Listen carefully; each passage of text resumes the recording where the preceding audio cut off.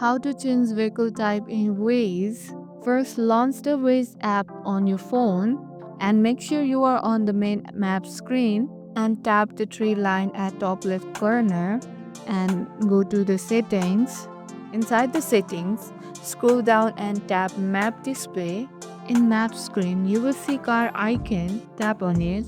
Here you will see a various vehicle type. You will see a list of available options like bus, car, motorbike, truck and more. Tap the one that matches what you are driving.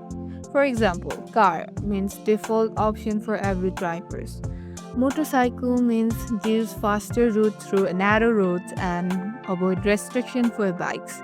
Taxi means optimized for city routes and passenger pickup. Waze automatically save your choice. Just go back and your navigation will now adjust based on your vehicle type. If you switch vehicle often, you can quickly change your vehicle type anytime. Just repeat this step before starting a new route and that's it. If this video helped you, don't forget to like, share and subscribe to our channel for more quick tips and see you in the next video and thank you for watching.